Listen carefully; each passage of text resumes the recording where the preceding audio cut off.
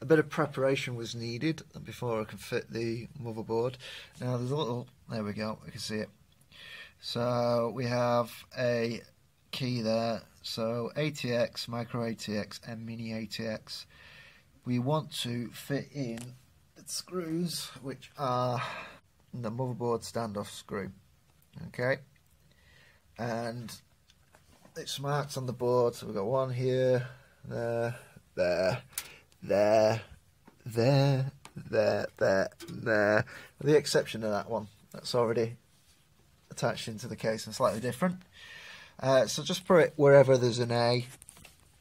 Doesn't matter, as you'll see, if I can get in there, you'll see like AMI there. So put it in because it's part of the A. It's also the micro ATX and the mini ATX. You just put it in where it's required. And then we'll be able to drop the motherboard in. Fingers crossed on this one.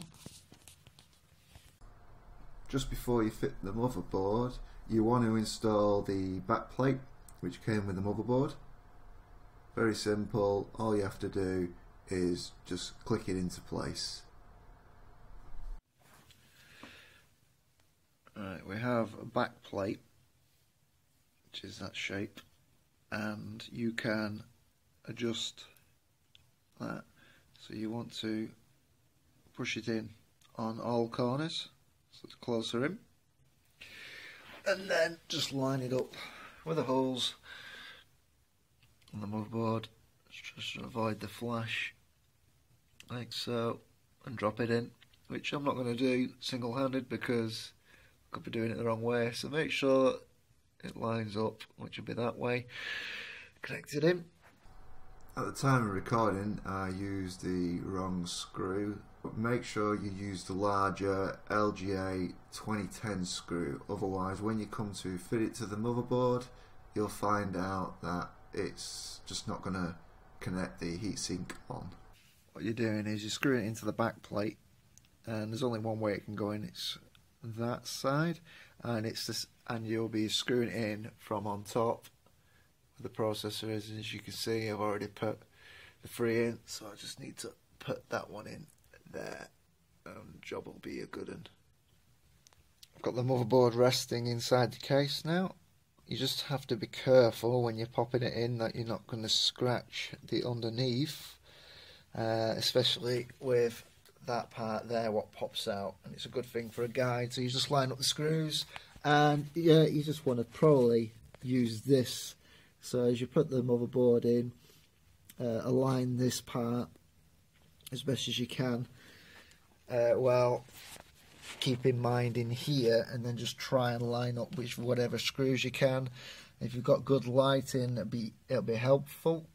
Other than that, it's easy enough to get in there. Then what we want is looking for the motherboard screws. Okay, there we go. So motherboard screw, so 8 of these. Just make sure you count the correct ones. You don't want to be using the drive screws, I guess, or anything else that you shouldn't be using. At this point, having a screwdriver with a magnetic head would be useful, but hey, make do with what you got, aren't you? Just a note, I put this screw in first, and then I checked this corner over here, and I had to push it in a bit and put that screw in there. So setting those two should hopefully mean that every other screw hole should be pretty much lined up. So I haven't tightened them yet, so I'll get the rest in and then tighten them up when I've got them all in. It's all screwed in now.